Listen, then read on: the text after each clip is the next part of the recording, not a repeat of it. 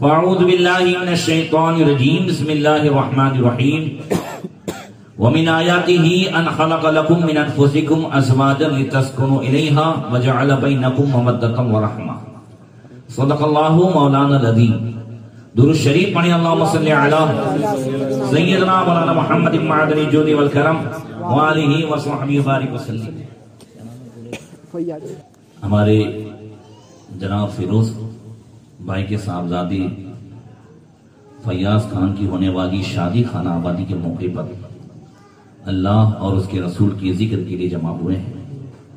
مولا کریم اپنے حبیب صلی اللہ تعالی علیہ وسلم کے صدقے میں، انبیاء اولیاء اور ان کی پاکیزہ بیویوں کی محبتوں کے صدقے میں دلہا و دلہن کے درمیان محبت تامہ عطا فرمائے، الفت کاملہ عطا فرمائے، ان کی نسل سے آسانی کے ساتھ نیک اور صالح اولاد عطا فرمائے، دلہا اور دلہن کو اور ہم سب کو آپس میں ایک دوسرے کے حقوق کی ادائیگی کی توفیق عطا فرمائے۔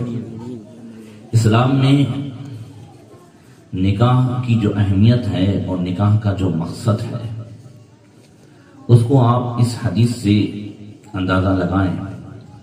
مسلم شریف میں ہے حضرت سیدنا ابو ذر غفاری رضی اللہ تعالیٰ عنہ سے، وہ کہتے ہیں کہ مدینہ شریف میں جو غریب صحابہ تھے، آپ جانتے ہیں کہ اس وقت غربت سب سے زیادہ تھی،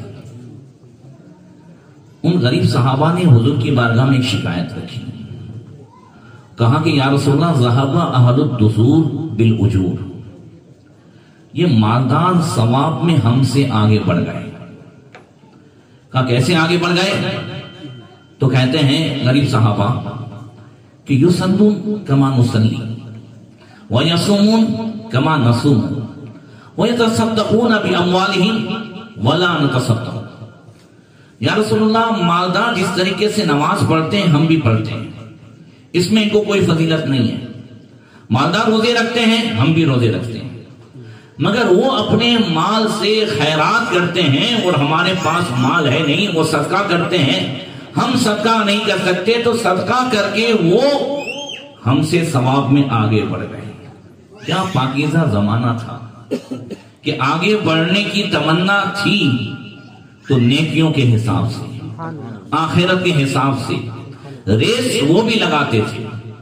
حضرت عمر فاروق اعظم، حضرت ابوبکر صدیق، یہ سب ریس لگاتے تھے، اور اس ریس لگانے کا حکم اللہ تعالیٰ نے قرآن میں بھی عطا فرمایا، فاستبقوا الخیرات، نیکیوں میں ریس لگاؤ، نیکیوں میں ایک دوسرے سے آگے بڑھنے کی کوشش کرو۔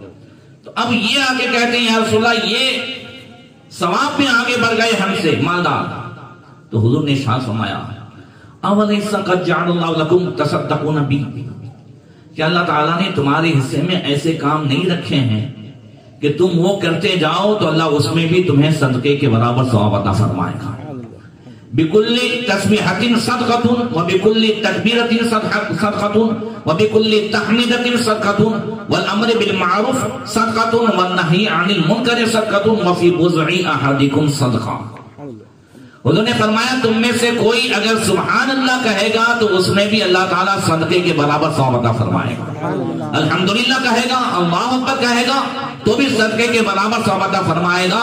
اور اگر کسی کو نماز کی دعوت دے، کسی کو بیان کی دعوت دے، کسی کو نیکی کی دعوت دے، تو اس میں بھی اللہ تبارک و تعالیٰ دعوت دینے والے کو صدقے کے برابر ثواب عطا فرمائے گا۔ کسی کو برائی سے روکے، اپنے بچے کو اگر پب جی گیم سے بھی روک لو نا تو اس میں بھی صدقے کے برابر ثواب ہے۔ کسی بھی برائی سے روک لیں، اگر چند دوست جو ہے کسی کو ابھار رہے ہوں کہ نہیں ڈی جے تو لانا پڑے گا، اور اس میں کوئی نیک آدمی جا کر کے کہہ دے کہ نہیں یہ پوری زندگی کا سوال ہے، پھر بعد میں یہ تھوڑی تیرے گھر میں دیکھنے آئیں گے کہ اس کی جو ہے نحوستیں اور اس کی جو ہے اس کا عذاب جو تیرے گھر میں آئے گا، آپس میں لڑائی ہوگی، بے برکتیاں ہوگی، تو یہ تھوڑی تیرے گھر میں دیکھنے آئیں گے۔ یہ نئی زندگی ہے، ابتدا اچھی تو انتہا اچھی، لہذا یہ نہیں کرنا ہے۔ تو اب یہ جو نہی عن المنکر کر دیا ہے، جس نے برائی سے روکا ہے، روکنے والے کو جب تک جتنے رک گئے ہیں ان کے برابر ثواب دیا جائے گا۔ صدقے کا تو ثواب ہوگا، مگر جتنے رکے ہیں ان کے گناہ سے رکنے کا بھی ثواب اس روکنے والے کو دیا جائے گا۔ وَفِي بُضْعِ أَحَدِكُمْ صَدْقَةٌ، اور نبی نے فرمایا تم جو اپنی بیوی کے ساتھ جمع کرتے ہو، اپنی خواہش پوری کرتے ہو، اس میں بھی اللہ صدقے کے برابر ثواب عطا فرماتا ہے۔ اب صحابہ کو تعجب ہوا، انہوں نے عرض کی، قالوا یا رسول اللہ آیاتی احدنا شہوتہ فیکون له اجر، کیا ہم میں کا کوئی آدمی اپنی خواہش پوری کرے، شہوت پوری کرے تو اس میں بھی ثواب ملے گا؟ کیا پیارا جواب دیا، فرمایا ارائیتم لو وضعها فی الحرام اکان علیہ وزر فکذالک لو وضعها فی الحلال کان له اجر۔ حضور نے فرمایا مجھے بتاؤ، اگر یہ اپنی خواہش حرام میں پوری کرتا، زناکاری کرتا، بدکاری کرتا، دوسرے انداز سے اپنی خواہش پوری کرتا، تو کیا اسے گناہ ہوتا کہ نہ ہوتا؟ صحابہ نے اس کے ہاں یا اس نہ ہوتا۔ فرمایا اگر اپنی خواہش کوئی مسلمان حلال میں پوری کرے تو اللہ اس کے بدلے میں بھی ثواب عطا فرمائے گا۔ پتہ یہ چلا کہ نکاح کا جو اصل مقصد ہے وہ حرام کاری سے بچنا ہے، بچانا ہے، بدکاری سے بچنا اور بچانا ہے۔ اس لیے دوسری حدیث میں آقا کریم نے فرمایا یا معاشر الشباب من استطاع منکم الباءۃ فلیتزوج فانه اغض للبصر واحسن للفرج۔ اے نوجوانوں کی جماعت، تم میں سے جو نکاح کرنے کی طاقت رکھے وہ ضرور نکاح کرے، وہ ضرور نکاح۔ آج ایک حدیث پڑھی ہے، میرے بھی رونگٹے کھڑے ہوئے، مگر توریت کے حوالے سے ہے۔ فرمایا کہ توریت میں لکھا ہے کہ اگر کسی کی لڑکی 12 سال کی ہو گئی اور اس نے اس کا نکاح نہیں کرایا، پھر اگر وہ گناہ میں مبتلا ہوئی تو ماں باپ بھی کل پکڑے جائیں گے۔ سمجھ رہے ہیں؟ کتنے سال کی؟ ابھی تو 21 سال کی چل رہی نا، اور کیا کہہ رہا ہے اللہ توریت میں؟ کیا فرماتا ہے؟ اگر 12 سال کی ہو گئی، اس لیے کہ لڑکی کی اینڈ عمر ہے بالغ ہونے کی 12 سال، 9 سے 12 سال، تو یہ آخری عمر ہے 12 سال۔ 12 سال کی، ایسے ہی لڑکا 15 سال کا۔ اب اس میں بچوں کو کنٹرول میں رکھنا ہے، خصوصیت میں آج کے ماحول میں۔ کل 12 سال کی 16 سال کی بچیاں ہو جاتی تھی، نکاح ہو جاتے تھے، وہ نہیں ہوتے تھے تو وہ اتنے جو ہے خطرات نہیں تھے جو آج خطرات ہیں۔ آج 12-13 سال کی بچیاں جس ڈگر پہ چل بسی ہے، اور موبائل کی وجہ سے، فلموں کی وجہ سے، دوسرے معاملات کی وجہ سے، بری سہیلیوں کی وجہ سے، اور برے جو ہے بوائے فرینڈ کی وجہ سے جس انداز سے جس ڈگر پہ چل گئی ہے، زناکاری بڑھتی جا رہی ہے۔ اور ما فشى الزنا فی قوم کثر فیہم الموت، نبی نے فرمایا جس قوم میں زناکاری زیادہ ہوگی اس میں اچانک موتیں بھی زیادہ ہوں گی۔ یہ آخری زمانے کی نشانیوں میں سے ہے کہ زناکاری زیادہ ہوگی۔ اس لیے نکاح سستا کرو تاکہ زنا مہنگا ہو جائے۔ اور آج نکاح مہنگا ہو گیا اور زنا سستا ہو گیا۔ اسلام کی جو تعلیمات ہیں اس تعلیمات کو آپ دیکھیں، فرمایا تم میں سے جو نکاح کی طاقت رکھتا ہے ضرور نکاح کریں۔ کہ نکاح کا فائدہ کیا ہے؟ وہ آنکھوں کو بھی گناہوں سے بچا لیتا ہے، وہ شرمگاہ کو بھی گناہ سے بچا لیتا ہے۔ پھر بھی اگر کوئی نکاح کے بعد بھی، شادی کے بعد بھی اگر ادھر ادھر منہ مارتا ہے تو بڑی پیاری حدیث میں اور بڑے پیارے انداز سے، اچھوتے انداز میں نبی کریم صلی اللہ علیہ وسلم نے سمجھایا۔ حضرت ابو ہریرہ رضی اللہ تعالیٰ عنہ سے روایت ہے کہ آقا کریم نے فرمایا اعفوا نساء الناس تعفوا نساؤکم وبروا آباءکم تبروا ابناؤکم۔ حضور نے فرمایا تم دوسروں کی عورتوں سے اپنے آپ کو محفوظ رکھو، تم دوسروں کی عورتوں کی عزت کو بچاؤ، اللہ تمہاری عورتوں کی عزت کو بچائے گا۔ اور اگر چاہتے ہو کہ تمہاری اولاد بھی تمہارے ساتھ اچھا سلوک کرے تو تم اپنے ماں باپ کے ساتھ اچھا سلوک کرو، تمہاری اولاد تمہارے ساتھ اچھا سلوک کرے گی۔ ایک ہاتھ سے دے نے ایک ہاتھ سے لے، آپ لوگ کہتے ہو نا دیتی جا نے لیتی جا، یہ ایسا ہی ہے۔ اگر ہم چاہتے ہیں کہ ہماری اولاد ہمارے ساتھ اچھا سلوک کرے، ہماری اولاد ہمارے ہاتھ میں اپنی کمائی ہوئی دولت دے تو ہم بھی اپنے ماں باپ کو دیں، بلکہ ماں باپ کو مانگنے کی ضرورت نہ پڑے۔ میرا بھی تجربہ ہے، بزرگوں کا تجربہ ہے کہ جو بندہ چاہتا ہے کہ اس کی روزی میں بے پناہ برکت ہو اور اس کا ہر کام بن جائے تو وہ کبھی اپنے ماں باپ کو مانگنے کی ضرورت نہ ہونے دے، اس طرح نہ ہونے دے۔ جب یہ اپنے ماں باپ کے لیے ہمیشہ وقت سے پہلے پہنچانے کی کوشش کرے گا تو انشاءاللہ تبارک تعالیٰ اللہ تعالیٰ اس کی ہر وقت جب بھی ضرورت پڑے گی اللہ غیب سے مدد فرما دے گا۔ یہ تجربہ ہے، کوئی کر کے تو دیکھیں، اپنے ماں باپ کو مانگنے کی ضرورت نہ پڑے۔ کیا کرنے کی؟ مانگنے کی ضرورت نہ پڑے۔ پاکستان میں ایک جو ہے نوجوان جو مزدوری کرتا تھا، نوکری کرتا تھا، اور ہوتے ہوتے ایک مرتبہ رکشے میں جا رہا تھا، ایک مفتی صاحب سے ملاقات ہو گئی، سٹرل رکشہ تھا، وہ بھی بغل میں بیٹھے تھے۔ بات چیت ہوئی، کیا کرتے ہو؟ کہا میں تو نوکری کرتا ہوں۔ کہا تھوڑا سا ٹائم ملتا ہے تو پھر میرے پاس پڑھنے کے لیے بھی آ جاؤ۔ اب ہوشیار تھا، کہا ٹھیک ہے میں آؤں گا۔ کہا اگر ایسا ہو تو سنیچر اتوار ہی اگر چھٹی ہوتی ہے تو اسی میں آ جاؤ۔ کہا اس میں آ جاؤں گا۔ اور کرتے کرتے پڑھتے گئے نحو صرف یہ وہ کرتے کرتے وہ ایسا ماہر ہو گیا کہ جب پی ایچ ڈی کا معاملہ ہوا تو پی ایچ ڈی میں اس نے قرآن کا موضوع رکھا۔ کیا رکھا؟ تفسیر قرآن، اور پورے پاکستان میں پہلا نمبر آیا۔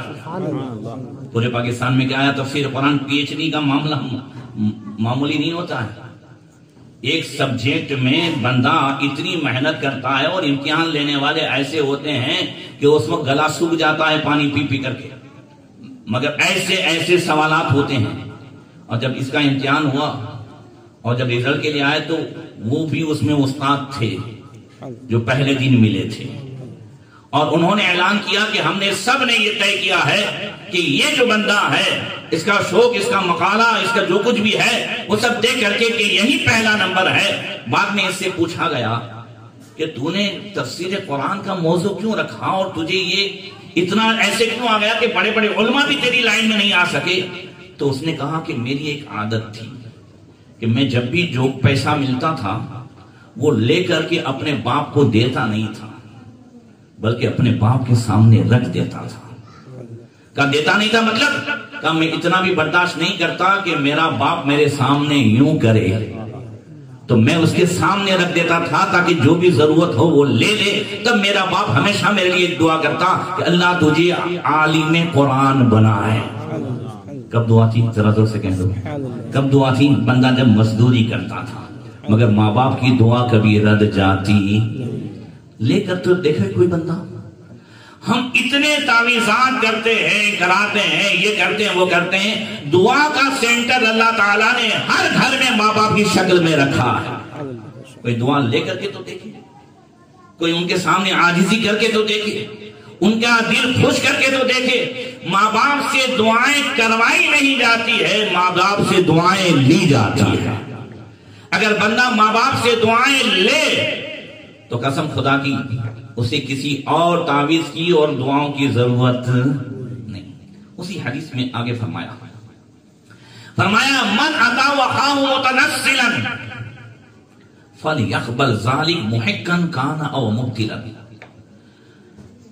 فإن لم یفعل ذلک، آقا فرماتے ہیں لم یرد علیہ الحوض، حضور فرماتے جس کے پاس اس کا بھائی معافی مانگنے کے لیے آیا، سمادھان کرنے کے لیے آیا، تو ضرور وہ اسے معاف کرے، چاہے حق پر ہو کہ نہ حق پر ہو، چاہے خود سمجھتا ہے جانتا ہے کہ ہاں میں حق پر ہوں یہ غلط ہے، پھر بھی معاف کرے۔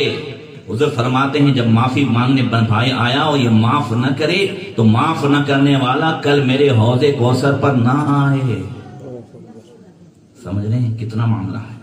ایک اور حدیث میں ارشاد فرمایا الا انبئکم بافضل درجۃ من الصیام والصلاۃ والصدقہ، حضور نے فرمایا نفلی نماز، نفلی روزوں اور نفلی جو ہے صدقہ و خیرات سے بھی بہتر تمہیں کام نہ بتاؤں؟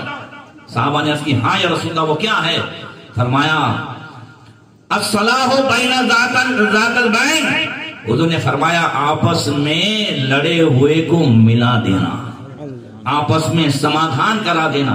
وَإِنَّ فَسَادَ ذَاتِ الْبَيْنِ هِيَ الْحَالِقَةُ، اس لیے کہ خاندان میں لڑائی یہ پورے خاندان کی بربادی کی جڑ ہے. یہ لڑائی کیا ہے؟ گھر میں لڑائی گھر کی بربادی کی جڑ ہے. یہ میاں بیوی آپس میں لڑتے رہتے ہیں نا، اس کا سب سے برا اثر اولاد پہ پڑتا ہے. دوسرا اثر روزی پہ پڑتا ہے. تیسرا اثر برکت پہ پڑتا ہے. چوتھا اثر اس کی جسمانی صحت اور تندرستی پہ پڑتا ہے. لڑائی سے جسمانی صحت بھی خراب ہوتی ہے. بولو ہوتی ہے کہ نہیں ہوتی ہے؟ یہ گالی گلوچ یہ ساری چیزیں شیطان اس وقت جو ہے وہ اس طریقے سے حدیث پاک میں ہے کہ شیطان یوں تو بہت سے وسوسے ڈالتا ہے، مگر جب کوئی غصے کی حالت میں گالی گلوچ کرتا ہے تو شیطان خون کے اندر گردش کرتا ہے اور شیطان کہتا ہے میں جو چاہے کرا لیتا ہوں. اس لیے نبی نے فرمایا لیس الشدید بسرعت انما الشدید الذی یملک نفسہ عند الغضب، کہ ہاں پہلوان وہ نہیں ہے جو کسی کو میدان میں پچھاڑ دے، اصل پہلوان وہ ہے جو غصے کے وقت اپنے آپ کو کنٹرول میں رکھے. یہ اپنے آپ کو کنٹرول میں رکھنا یہ کوئی بولنا آسان ہے نا؟ بولنا آپ کو تو سننا بھی آسان نہیں ہے. بولنا آسان ہے، کنٹرول میں رکھنا اگر ہم اپنے آپ کو کنٹرول میں رکھنا شروع کر دیں تو انشاءاللہ تعالی کم سے کم مسلم سماج میں تو طلاقیں نہ ہو. یہ ایسی جڑ ہے، اپنے آپ کو کنٹرول میں رکھیں. اور اس کو ہم اپنی زبان میں کہتے ہیں یار لیٹ گو کرو نا یار، یہ لیٹ گو کرو. یہ لیٹ گو کیا ہے؟ یہ صبر ہے. لیٹ گو کیا ہے؟ صبر ہے. صبر کیا ہے؟ بدلہ لینے کی سزا دینے کی طاقت ہے پھر بھی معاف کر دینے کا نام صبر ہے. اور ایسے کے لیے رب فرماتا ہے انما یوفی الصابرون اجرهم بغیر حساب. ہاں جو مرد اپنی بیوی کو معاف کر دے، جو اپنے بھائی کو معاف کر دے، بہن کو معاف کر دے، رشتہ دار کو معاف کر دے، اللہ ایسے صبر کرنے والے کو کل قیامت کے دن بے حساب اجر عطا فرمائے گا. معاف تو کریں، کوئی اپنے ماتحتوں کو معاف تو کریں. بلکہ یہ جو چیزیں ہیں کہ آپس میں نبھاؤ، یہ سب سے بڑی چیز ہے. نکاح کر لینا کمال نہیں ہے، اسے نبھانا کمال ہے. اس میں ایک زندہ مثال ملتی ہے. اسی وجہ سے بڑے دعا لمبی ہو جاتی ہے، مگر نکاح کے بعد جب میں دعا مانگتا ہوں تو اس میں انبیاء کرام میں خاص کر کے حضرت ایوب علیہ السلام و بی بی رحمت کا نام خاص لیتا ہوں. آپ کو معلوم ہے نا یہ بی بی رحمت قسم خدا کی تمام تر عورتیں یہ ان سے سبق حاصل کرے. ویسے تو شادی سے پہلے خوب وعدے دعوے کیے جاتے ہیں، جینا مرنا ساتھ، جینا مرنا ساتھ، ہے نا مستقیم بھائی؟ جینا مرنا ساتھ. اب ہاں جینا مرنا ساتھ، یہ بیمار ہوتا ہے تو یہ چھوڑ کے چلی جاتی ہے. کہا جینا مرنا ساتھ. دعوے آسان ہے، کر کے حضرت بی بی رحمت نے دکھایا ہے. دیکھیے کیا اللہ تعالیٰ نے حضرت ایوب علیہ السلام کو کیا دیا تھا. حضرت اسحاق علیہ السلام کی اولاد میں سے ہے حضرت ایوب علیہ السلام، باپ کے حساب سے. ماں کے حساب سے ان کی ماں حضرت لوط علیہ السلام کی اولاد میں سے، نبیوں کی اولاد میں حضرت ایوب علیہ السلام. اور اللہ تعالیٰ نے اتنا مال دیا تھا، اتنا مال دیا تھا، 3000 بکریاں، 3000 اونٹ. کتنی؟ 3000 اونٹ، 7000 بکریاں، اور کھیت کے لیے 500 خوبصورت اور بڑے طاقتور اور قیمتی جو ہے بیل کی جھوڑیاں، 500 غلام اور لونڈیاں ان کی دیکھ بھالی کے لیے، اور کتنی زمینیں، جائیداد، پورے کئی کباڑ جو ہے کنجیوں کے بھرے ہوئے، درہم، دینار، مال، 7 بیٹے اور 7 بیٹیاں، سب حضرت بی بی رحمت سے. 80 سال تک جو ہے حضرت ایوب علیہ السلام عیش میں رہے، آرام میں رہے. ہر طرح سے اللہ تعالیٰ نے نوازا. کتنے سالوں تک؟ 80 سال. مگر اس حال میں بھی ایوب علیہ السلام ہمیشہ اللہ کا شکر کرتے، ہمیشہ جو ہے اللہ کو یاد کرتے، ایک لمحہ اللہ سے کبھی غافل نہیں ہوئے. شیطان نے جب دیکھا کہ زمین تو زمین، آسمانوں میں بھی ایوب علیہ السلام کے چرچے ہیں، فرشتے بھی ایوب علیہ السلام کے چرچے کرتے تھے، تو شیطان نے کہا اس میں کون سی بات ہے؟ آدمی ہر حال سے عیش و آرام میں رہے، اتنا روپیہ ہو، اتنے نوکر چاکر ہوں، تو اللہ اللہ نہیں کرے گا تو کیا کرے گا؟ مصیبت آئے نہ اللہ اللہ کرے تو دیکھوں۔ اگر اللہ تعالیٰ مجھے قدرت دے تو میں ایوب علیہ السلام کے مال، اولاد، جانور، یہ سب کو جو ہے تباہ کر کے دیکھوں، پھر دیکھتا ہوں کہ ایوب علیہ السلام اللہ کا شکر کرتے ہیں یا اللہ کو یاد کرتے کہ نہیں کرتے ہیں، کیا کرتے ہیں، پھر دیکھتا ہوں۔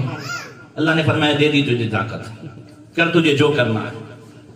اب اچانک 7,000 بکریاں، اونٹ ایک دن سب کے سب جو ہے مر گئے۔ اس کے چرواہے کی شکل میں چلاتا ایوب علیہ السلام تو جو ہے نماز میں، ایوب علیہ السلام کی شریعت میں صرف ایک ٹائم کی نماز تھی، ظہر کی، کیا تھی؟ مگر اس کی ابتدا تھی، انتہا نہیں تھی۔ کبھی کبھی شروع کرتے تھے نا تو صرف 2 رکعت میں 3 دن نکل جاتے تھے۔ کتنے؟ 3 سلیمان علیہ السلام کے اس میں عصر کی نماز تھی، مگر 2 مہینہ جو ہے 2 رکعت میں نکل جاتا تھا۔ 22ویں پارے میں سلیمان علیہ السلام کی جو ہے وفات کا ذکر ہے، تو حالت نماز میں کب ان کا انتقال ہو گیا وہ کسی کو پتا چلا نہیں۔ اب نبی کا جسم تو کبھی سڑتا نہیں، اب حالت نماز ہی میں ان کا وصال ہو گیا، اور لکڑی کے سہارے آپ کھڑے تھے۔ اب کئی مہینوں کے بعد لکڑی میں جو ہے دیمک لگی اور لکڑی گری، اور جس سے آپ نیچے تشریف لائے تب جناتوں کو پتا چلا، چونکہ بیت المقدس کی تعمیر چل رہی تھی، تب ان کو پتا چلا کہ ان کا تو وصال ہو گیا ہے۔ تو یہ ان کی نمازیں تھیں، ایک وقت کی نماز تھی جس کا ٹائم تو شروع کا ٹائم مقرر تھا، مگر اینڈ کا کوئی ٹائم مقرر تھا نہیں۔ دوسرے دن پھر وہ ٹائم آ جاتا تھا تو اسی سے وہ نماز شروع ہو جاتی تھی۔ ایوب علیہ السلام اسی انداز سے نماز میں مشغول تھے، اور چرواہے کی شکل میں آیا اور چلاتا ہوا کہتا ہے ہائے اللہ نے کیا کر دیا، ہائے ایسا ہوا کیسا ہوا۔ ایوب علیہ السلام کہا چپ خاموش، کیا ہوا؟ کہاں ہمارے جو ہے موٹیے ہو گئے۔ اچھا تو ہوا، اب اور ٹائم ملے گا اللہ کی یاد کے لیے اور نماز کے لیے، اتنا ٹینشن کم، اور اچھا ہے۔ اتنا سا منہ لے کے چلا گیا، سارے جانور کا برباد ہو گئے۔ پھر کہاں کی ٹھیک ہے مال تو سب، سارا مال میں شورٹ میں بتاتا ہوں، سارا مال آپ کا تباہ ہو گیا۔ اب کہاں کی انسان کو اولاد سے محبت ہوتی ہے، کس سے ہوتی ہے؟ اولاد سے، اولاد سے محبت ہوتی ہے۔ اب اگر اللہ تعالیٰ مجھے ان کی اولاد پر قدرت دے تو پھر میں دیکھوں۔ اب ایک مکان میں یہ 14 بھائی بہن وہ کسی تقریب میں سب جمع تھے کہ اچانک جنات نے یعنی شیطان نے اپنے جناتوں کے ذریعے سے اس پورے مکان کو گرایا اور سب کے سب دب گئے اور سب کے سب کا انتقال ہو گیا۔ اب ان کے پڑھانے والے کی شکل میں پہنچا اور چلا چلا کر کے اللہ کی شان میں گستاخیاں کر رہا ہے کہ اللہ کو رحم نہیں آیا۔ ایسے کچھ عورتیں بھی بولتی ہیں نا، اللہ کو چھوٹے بچوں پہ رحم نہیں آیا، معاذ اللہ اس سے جو ہے کفر ہو جائے گا، اور جس کے لیے روتی ہے قبر میں اس کو بھی عذاب ہوگا۔ اسلام سے نکل جائیں گی اگر یہ کہیں گی کہ اللہ کو رحم نہیں آیا۔ اللہ کو رحم نہیں آیا اس کا مطلب یہ ہے کہ اللہ نے ظلم کیا، اور اللہ ظلم سے پاک ہے۔ جو کوئی اللہ کو ظالم کہے گا وہ اسلام سے نکل جائے گا۔ تو بہرکیف اب ہوا یہ کہ ایسا ہوا تیسا ہوا، حضرت ایوب علیہ السلام نے پھر ڈانٹا، وہ کہا اللہ تعالیٰ نے دیا تھا لے لیا، اسی کا دیا ہوا تھا اور اسی نے لے لیا، میں اسی رضا پہ راضی ہوں اور اللہ تبارک و تعالیٰ کی عبادت کا موقع ملے گا۔ اب یہ اور سر پٹایا کہ ان کو تو کچھ اثر ہی نہیں پڑتا ہے۔ یہ ہوتے ہوتے تمام تر جانور، تمام تر جو ہے آپ کے مال، ان سب کو کرتے کرتے کتنے سال ہو گئے؟ 7 سال۔ کتنے سال ہو گئے؟ پھر اس کے بعد آپ کی اولاد کا نہیں، یہ سارا معاملہ ہوا وہ 4 سال ہو گئے۔ اب ادھر 11 سال ہوئے۔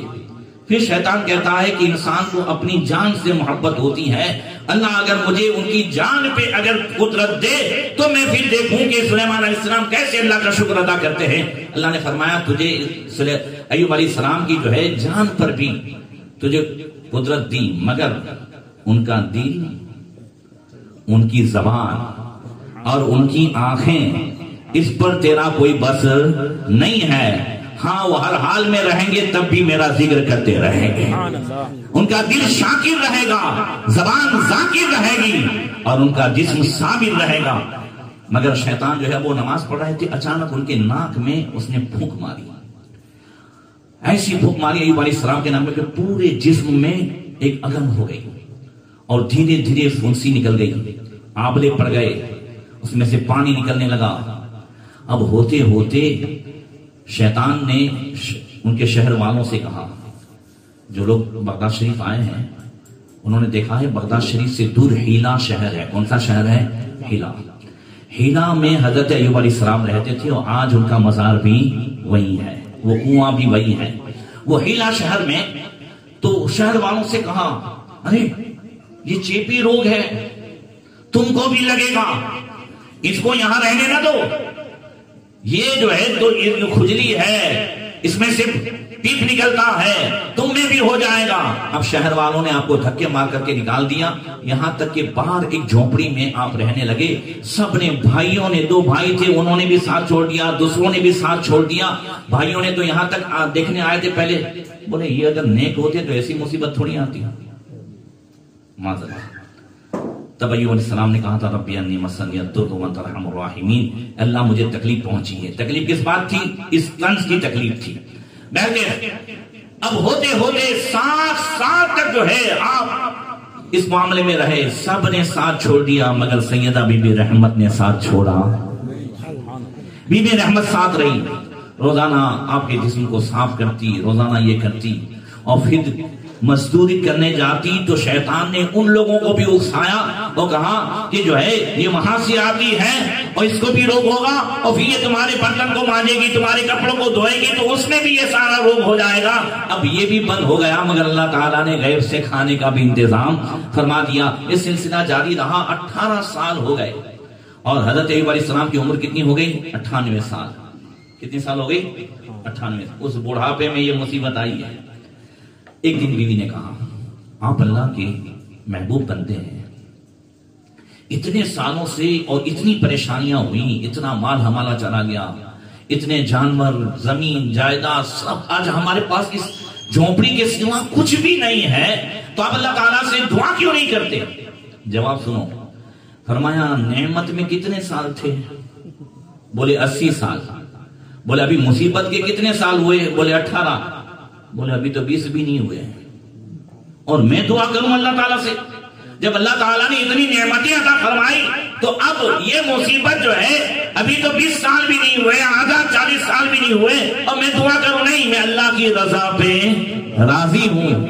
اب شیطان نے جب ہر حملہ دیکھ لیا تو ایک دن گھوڑے پر سوار ہو کر بہت بڑے طبیب کی شکل میں آیا، حکیم بن کر کے، ساتھ میں جھولا ہے۔ اور سنا ہے کہ آپ کے شوہر کو ایسی کھجلی کی بیماری ہوئی ہے، پھنسی کی بیماری ہوئی ہے۔ حضرت بی بی رحمت نے کہا ہاں ہے، وہی تو ہے۔ کہا بہت اچھی دوائی کرتا ہوں میں، اور گارنٹیڈ بالکل ختم ہو جائے گی۔ ٹھیک ہے، تو کیا آپ لیتے ہیں؟ لیتا کچھ بھی نہیں، بس ان کو اتنا کہنا ہوگا کہ اس حکیم سے اچھا ہوا ہے۔ توجہ ہے؟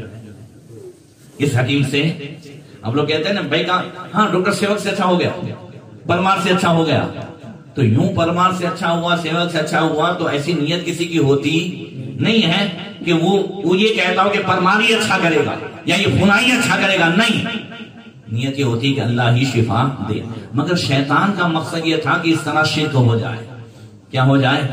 تو بی بی رحمت نے یہ سمجھا کہ اس میں کیا بات ہے، لوگ کہتے ہیں کہ اس طبیب سے اچھا ہوا، اس حکیم سے۔ کہا ٹھیک ہے میں بات کرتی ہوں۔ ایوب علیہ السلام سے بات کی تو وہ تو نبی فوراً پہچان گئے ہیں۔ اب شیطان یہاں تک پہنچ گیا، میرے گھر تک شرک کو لے آیا، اب تو نے اسے کہہ دیا، کہا میں نے ہاں نہیں کہا، میں نے کہا میں بات کروں گی، کہا تو نے ایسا کیوں کہا؟ اب مجھے اچھا ہوا تو میں تجھے 100 کوڑے ماروں گا، تجھے 100 کوڑے، قسم کھا لی ایوب علیہ السلام نے، کہ اگر مجھے اچھا ہو گیا تو 100 کوڑے ماروں گا، قسم کھا لیا آپ نے۔ اللہ اکبر۔ اب پھر رب کی بارگاہ میں کہتے ہیں 23ویں پارے میں، وَاذْكُرْ عَبْدَنَا أَيُّوبَ إِذْ نَادَى رَبَّهُ أَنِّي مَسَّنِيَ الشَّيْطَانُ بِنُصْبٍ وَعَذَابٍ۔ اب تک 18 سال تک کوئی انہوں نے دعا نہیں کی، مگر اب جب شیطان نے شرک کی دعوت دی، عقیدے پر حملہ کیا، تب جو ہے ایوب علیہ السلام کہتے ہیں مولا اب کچھ نہیں، شیطان نے مجھے تکلیف دی ہے، شیطان نے جو ہے یہاں تک بات کر دی ہے، مولا اس سے مجھے تکلیف ہوئی ہے۔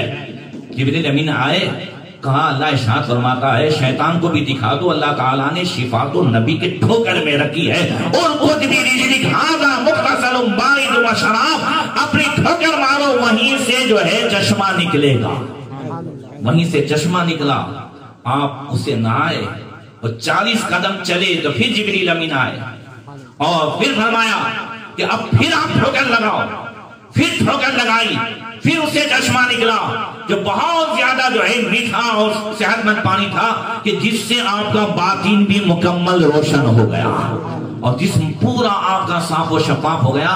آج وہاں 2 کنویں ہیں، ایک ادھر ہے اور ایک 40 قدم پہ ہے، ہم لوگ جب بھی جاتے ہیں پانی لے کر کے آتے ہیں، آپ کو پلاتے بھی ہیں، یاد ہے کہ نہیں آپ کو؟ ہاں جب بھی جاتے ہیں آپ کو بعد میں پلاتے ہی ہیں وہ۔ تو وہ نبی کی ٹھوکر میں اب بات آئی کہ حضرت ایوب علیہ السلام نے جو قسم کھائی تھی کہ 100 کوڑے ماروں گا، اور سب نے ساتھ چھوڑ دیا تھا مگر بی بی نے ساتھ چھوڑا نہیں تھا۔ اللہ کو بی بی رحمت جو حضرت یوسف علیہ السلام کی سگی پوتی تھی، بی بی رحمت کون تھی؟ یوسف علیہ السلام کی سگی پوتری، ان کی یہ ادا ایسی پسند آئی تھی کہ ایوب علیہ السلام پر وحی نازل فرمائی اور فرمایا وَخُذْ بِيَدِكَ ضِغْثًا فَاضْرِب بِهِ وَلَا تَحْنَثْ، اے ایوب قسم تو پوری کرنی ہے، 100 کوڑے مارنے ہیں، اور اس عورت نے تمہاری اتنی خدمت کی ہے، تمہارا ساتھ چھوڑا نہیں ہے۔ ایسے ایسے موقع پر کون رہتا ہے؟ تھوڑی سی بیماری ہو تو عورت چلی جاتی ہے، تھوڑا سا معاملہ ہو تو چلی جائے۔ یہ جو رات نے دن وعدے کرتے ہو نا کہ جینا مرنا ساتھ نہیں چھوڑیں گے، نہیں چھوڑیں گے، دونوں ساتھ دوائی پی لیں گے، اس کو میں سکھا رہا ہوں اصل محبت اسے کہتے ہیں۔ اب بی بی رحمت کی یہ محبت رب کی بارگاہ میں وہ خدمت ایسی پسند آئی کہ ایوب علیہ السلام سے فرمایا ایوب قسم بھی نہ ٹوٹے اور معاملہ بھی یہ ہو جائے تو ایک جھاڑو دو جس میں 100 تنکا ہو، آہستہ سے جو ہے ٹچ کر دو، تمہاری قسم نہیں ٹوٹے گی، بات پوری ہو جائے گی۔ یہ 23ویں پارے میں اللہ نے سکھایا، یہ ہے جینا مرنا ساتھ، ورنہ حقیقت میں یہ مرد ہو کہ عورت ہو کہ کوئی بھی ہو، یہ خالص جو ہے نفسانیت کی محبت ہوتی ہے۔ ایک حدیث جو آج میں نے سنائی تھی جمعہ میں، ابھی سناتا ہوں۔ حضرت ام المومنین عائشہ صدیقہ رضی اللہ تعالی عنہ یہ رو رہی تھی، حضور نے پوچھا ما یبکی، کیوں رو رہی ہو؟ کہا ذکرت النار وبکیت، جہنم کو یاد کر کے رو رہی ہوں، جہنم کے شعلے کو یاد کر کے رو رہی ہوں۔ پھر پوچھتی حضرت عائشہ صدیقہ اولا تذکرون اہلیکم یوم القیامہ، کیا قیامت کے دن یہ مرد اپنے بیوی بچوں کو کہیں یاد کریں گے یا رسول اللہ؟ یہاں تو ہے نا کہ ہم نہیں چھوڑیں گے، نہیں چھوڑیں گے، کہ قیامت میں ہم یاد آئیں گے ان کو، عورتیں یاد آئیں گی مردوں کو، بچے ان کو یاد آئیں گے۔ اللہ فرماتا ہے یوم یفر المرء من اخیہ وامہ وابنہ وصاحبتہ وبنیہ، نہ وہاں باپ کام آئے نہ اولاد کام آئے، باپ بیٹے سے بھاگے، بھائی بھائی سے بھاگے، ماں بیٹے سے بھاگے، کوئی کسی کا نہیں۔ یہاں چاہے باپ پوری جائیداد جو ہے نام پہ کر دے مگر وہاں پھر بھی ایک نیکی کے لیے دعویٰ کرے گا کہ میری جو ہے ایک نیکی تیری اس میں نکلتی ہے، میرا حق نکلتا ہے، چل لاؤ۔ وہاں ایک ایک نیکی کی ضرورت ہوگی سب کو۔ تو وہاں یا رسول اللہ کوئی کسی کو یاد کرے گا؟ یہ مرد اپنے بیوی بچوں کو یاد کریں گے؟ نبی نے فرمایا اما فی ثلاثۃ مواطن، عائشہ 3 موقع ایسے ہوں گے کوئی کسی کو یاد نہیں کرے گا۔ یہ 3 امتحان ختم ہو جائے بعد میں جو ہے مرد کو بیوی بچے یاد آئیں گے، اس سے پہلے یاد آئیں گے نہیں۔ عند المیزان حتی یعلم ایخفہ ام یثقلہ، ایک میزان کے وقت جب نامہ اعمال تولے جائیں گے، ایک پلڑا اتنا بڑا ہوگا کہ پورب سے پچھم تک ایک ایک پلڑا اتنا بڑا اور بھاری ہوگا، اور نیکیاں جو بھاری ہوگا تو دنیا میں پلڑا بھاری ہوتا ہے تو نیچے جاتا ہے، کل قیامت کے دن جو پلڑا بھاری ہوگا تو اوپر جائے گا، اس لیے کہ نیکیاں نور ہے اور نور ہمیشہ اوپر جائے۔ تو بلکہ اب یہ آقا فرماتے ہیں جب وہ جان لے گا کہ ہاں اس کا پلڑا بھاری ہے یا ہلکا ہے، تب تک اسے کوئی یاد آئے گا نہیں۔ وَعِنْدَ الْكِتَابِ حِينَ يَقُولُ هَاؤُمُ اقْرَءُوا كِتَابِيَهْ حَتَّى يَعْلَمَ أَنْ يَقَعَ فِي يَمِينِهِ أَمْ فِي شِمَالِهِ أَمْ مِنْ وَرَاءِ ظَهْرِهِ، اور جب نام اعمال ہاتھ میں دیا جا رہا ہوگا اس وقت بھی کوئی کسی کو یاد کرے گا نہیں، بس ایک ہی دھن ہوگی، پتہ نہیں سیدھے ہاتھ میں دیا جاتا ہے یا الٹے ہاتھ میں دیا جاتا ہے یا پیٹھ کے پیچھے، جس کے سیدھے ہاتھ میں دیا گیا اس کا بیڑا پار ہے، اور جس کے الٹے ہاتھ میں دیا گیا اس کا بیڑا غرق ہو جائے گا، وہ جہنم میں جائے گا۔ اور پھر فرمایا وَعِنْدَ الصِّرَاطِ، اور پل صراط کے وقت بھی کوئی کسی کو یاد کرے گا نہیں۔ یہ تو ہو گیا مردوں کا معاملہ، مگر اس وقت بھی اگر کوئی کسی کو یاد کرے گا زور سے، وہ ہمارے نبی ہیں۔ 35 سال لوگوں کی نوکری کرتے ہیں، 40 سال نوکری کرتے ہیں، 5 منٹ حضور کی نوکری کر کے تو دیکھو، نبی کی نوکری کر کے تو دیکھو۔ حضرت انس کہتے سألت النبی صلی اللہ تعالی علیہ وسلم ان یشفع لی، میں نے نبی کی بارگاہ میں سوال کیا یا رسول اللہ میری شفاعت کریں گے؟ حضور نے فرمایا انا فاعل، میں ہی شفاعت کروں گا، شفاعت کرے حشر میں جو رضا کی، سوا تیرے کس کو یہ قدرت ملی ہے؟ سنتے ہیں کہ محشر میں صرف ان کی رسائی ہے، جب ان کی رسائی ہے لو جب تو بنائی ہے، مطلع میں یہ شک کیا تھا واللہ رضا واللہ، ارے صرف ان کی رسائی ہے، صرف ان کی رسائی، کہا میں کروں گا۔ کہا یا رسول اللہ این اطلبک، میں آپ کو کہاں تلاش کروں گا، اتنا بڑا میدان ہوگا، اربوں خربوں لوگ ہوں گے، میں آپ کو کہاں تلاش کروں؟ فرمایا عند الصراط، پل صراط پر تلاش کرنا۔ الا ملقا عند الصراط، اگر پل صراط پر ملاقات نہ ہو تو کہاں تلاش کروں؟ فرمایا عند المیزان، میزان کے پاس تلاش کرنا، وہاں ملاقات ہو جائے گی۔ الا من وقع فی المیزان، اگر میزان میں ملاقات نہ ہو تو فرمایا عند الحوض، حوض کوثر پر لوگوں کو جام پلاتا ہوں گا۔ پھر حضور فرماتے انی لا اقدر علی هذه الثلاث المواطن، ان 3 جگہوں کے علاوہ میں تمہیں جو ہے کہیں نہیں، ان 3 جگہوں میں ملاقات ہو ہی جائے گی۔ یہ تو محدثین فرماتے ہیں کہ یہ خاص شفاعت کا معاملہ ہے کہ 3 جگہوں میں مجھے تلاش کرنا، ورنہ ایک موقع تو ایسا بھی ہوگا کہ شروع میں پوری امت حضور کو تلاش کرے گی، اور بعد میں جب شفاعت کا دروازہ کھل جائے گا تو حضور ایک ایک درود پڑھنے والے کو بھی تلاش کریں گے۔ اعلیٰ حضرت کے بھائی فرماتے ہیں کہ عزیز ماں جس طرح بچے کو تلاش کرے، خدا گواہ وہی حال آپ کا ہوگا، کوئی قریب ترازو، کوئی لبے کوثر، کوئی پل صراط پہ انہیں پکارتا ہوگا۔ اعلیٰ حضرت فرماتے ہیں ماں جب اکلوتے کو چھوڑے، کہہ کے بلاتے یہ ہے، باپ جہاں بیٹے سے بھاگے، لطف وہاں فرماتے یہ ہیں، اور مرکز میں بندوں کو تھپک کر میٹھی نیند سلاتے یہ ہے۔ کوئی حضور کی نوکری تو کرے۔ غازی علم الدین شہید، ابھی آج کے اس دور میں واقعہ بار بار اس لیے سنا رہا ہوں تاکہ جو آج ہماری عشق رسول کی چنگاری جو ٹھنڈی ہو چکی ہے نا، بچوں میں ضروری ہے کہ ہم عشق رسول کی چنگاری وہ لائیں۔ یاد رکھیں نبی کے سوا کوئی کام آئے گا، کوئی کام آئے گا، یہ ساری محبتیں یہاں رہ جائیں گی۔ ہم ان ساری محبتوں کے تو دعوے و وعدے کرتے ہیں، کبھی کاش ایسا بھی دعویٰ کرنے کہ یا رسول اللہ جینا مرنا آپ کے ساتھ ہے، دعویٰ تو کریں۔ غازی علم الدین 1924 میں جب راجپال نے رنگیلا رسول نام کی کتاب لکھی اور اس میں گستاخیاں کی، اور اس زمانے میں کئی لوگ جو ہے اس طریقے سے کر رہے تھے، غازی علم الدین نہ عالم تھے، نہ حافظ تھے، نہ مدرسے میں گئے تھے، نہ کوئی متقی اور نہ پیر صاحب تھے، کچھ بھی نہیں، ایک چرواہا آدمی تھا۔ کیا تھا؟ سنا کہ راجپال نے گستاخی کی ہے، ڈھونڈتے ڈھونڈتے پہنچے وہاں تک، ایک بندہ مل گیا اور کرتے کرتے اسی آفس تک پہنچے، اور وہیں آفس میں دھڑا دھڑ جو ہے گولیاں ڈال دی۔ 5 منٹ لگا ہوگا، اس سے زیادہ تو نہیں نا۔ غازی ممتاز قادری نے اتنے سالوں نوکری کی، مگر وہی 5 منٹ کی جو نوکری ہے اس نے وہاں پہنچا دیا۔ ادھر راجپال جہنم میں پہنچ گیا، غازی علم الدین کو گرفتار کر لیا گیا اور جیل میں ڈال دیا گیا۔ ایک رات جیل میں غازی علم الدین خواب دیکھتے ہیں، بڑا حسین و جمیل چہرہ ہے، پوچھتے آپ کون ہیں؟ کہا میں موسیٰ کلیم اللہ ہوں۔ کہا حضور آپ کا دیدار ہو گیا؟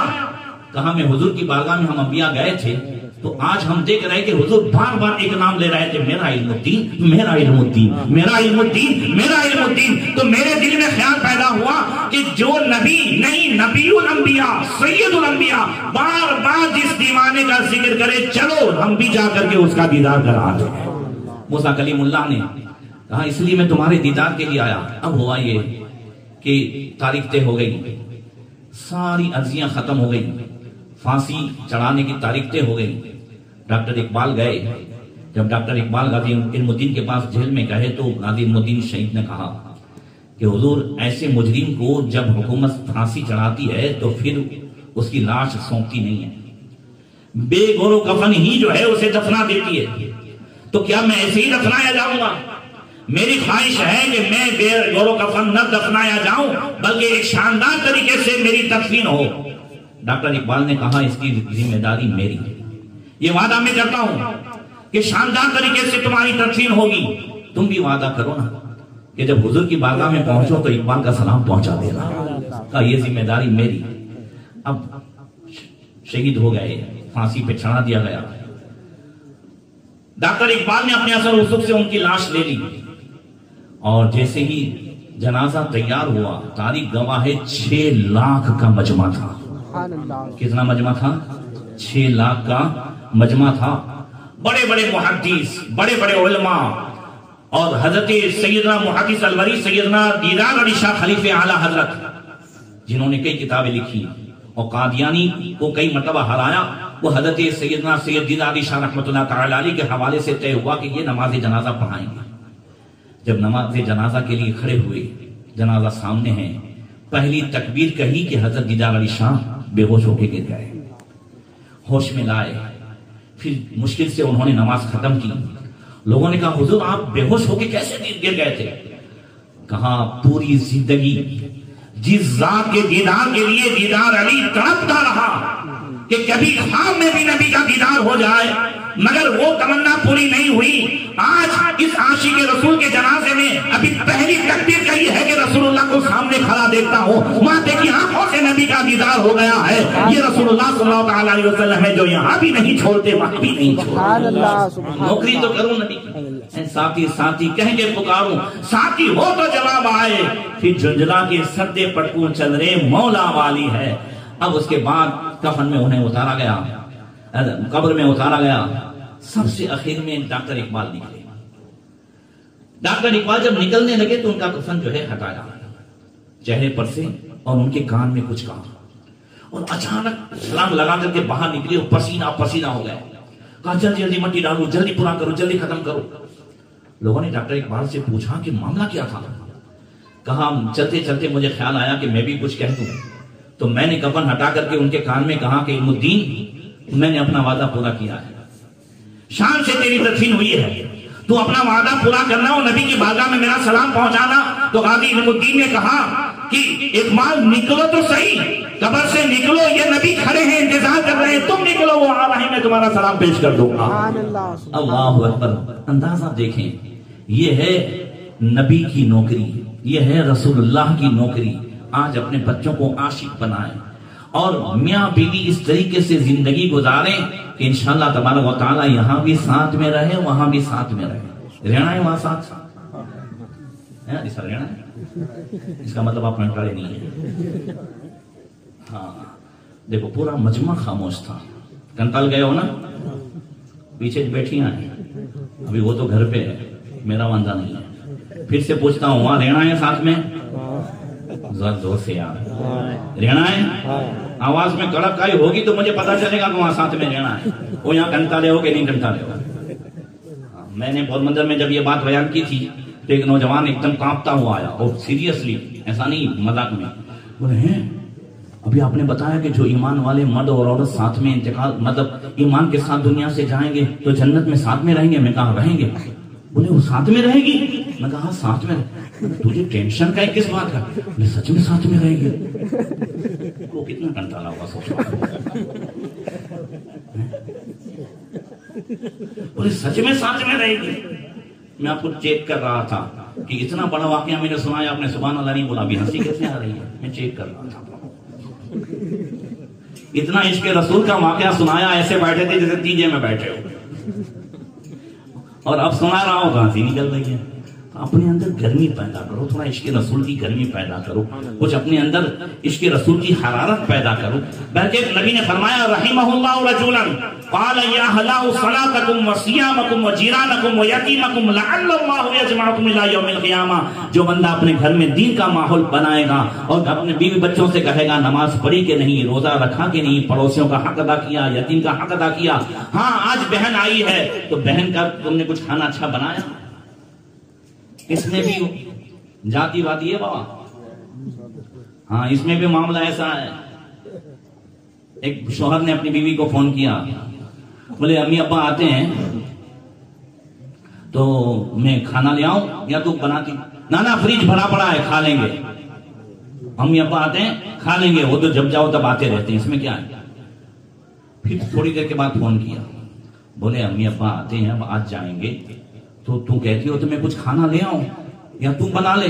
بولے نانا فریج پڑا ہے، سب کچھ ہے، کھا لیں گے، میں گرم کر لوں گی۔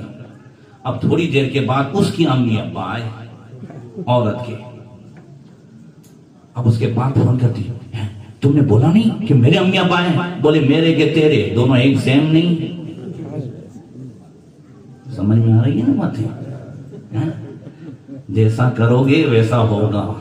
دونوں آپس میں ایک دوسرے کے رشتہ دار، کہ بھئی مرد کے رشتہ دار یہ عورت کے رشتہ دار، عورت کے رشتہ دار مرد کے رشتہ دار، یہ جو ہے معاملہ اگر گھر میں سے نکل جائے تب بھی گھر میں بہت سکون ہو جائے۔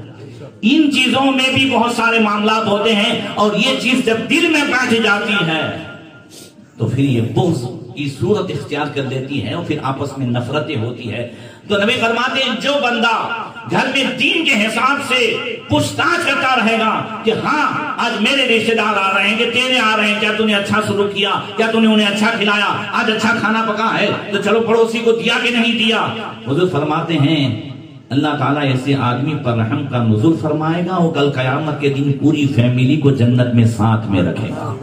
اللہ 13ویں پارے میں فرماتا ہے وَمَنْ صَلُحَ مِنْ آبَائِهِمْ وَأَزْوَاجِهِمْ وَذُرِّيَّاتِهِمْ جنات تجری من تحتها الانہار یدخلونها، اللہ ایسے باغ میں انہیں داخل کرے گا جس کے نیچے نہریں رواں ہیں۔ کس کس کو داخل کرے گا؟ وَمَنْ صَلُحَ مِنْ أَبْوَائِهِمْ وَأَزْوَاجِهِمْ وَذُرِّيَّاتِهِمْ، ان کے باپ دادا میں جو نیک ہوں گے، ان کی اولاد میں، ان کی بیویوں میں جو نیک ہوں گے، اللہ ان سب کو جنت میں ساتھ میں رکھے گا۔ اللہ تعالی ہم سب کو توفیق عطا فرمائے۔ السلام علیکم ورحمۃ اللہ وبرکاتہ۔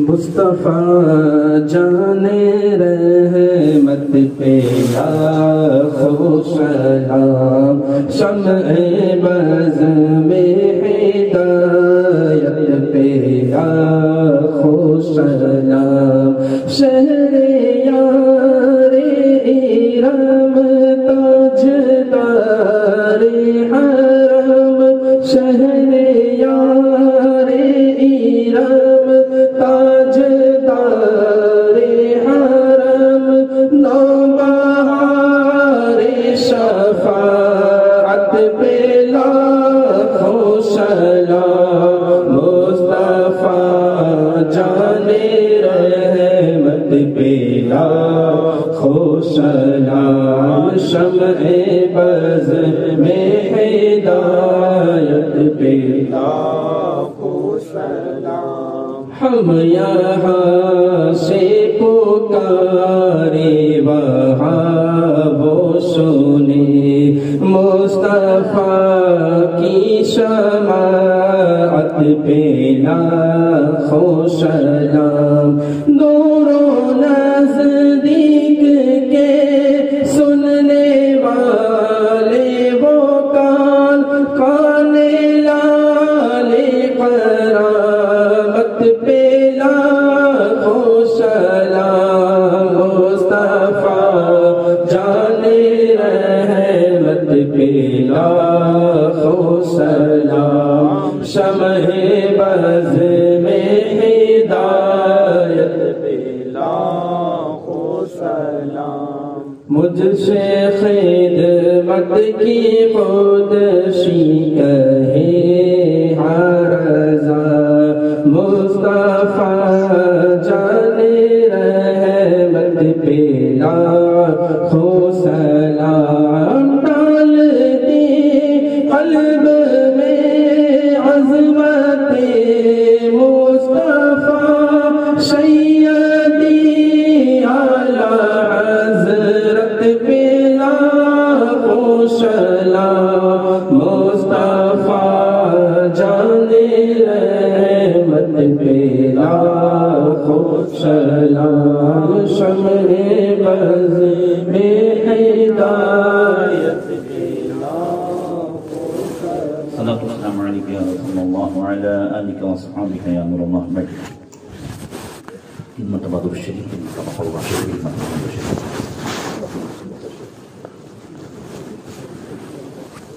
الحمد لله رب العالمين الرحمن الرحيم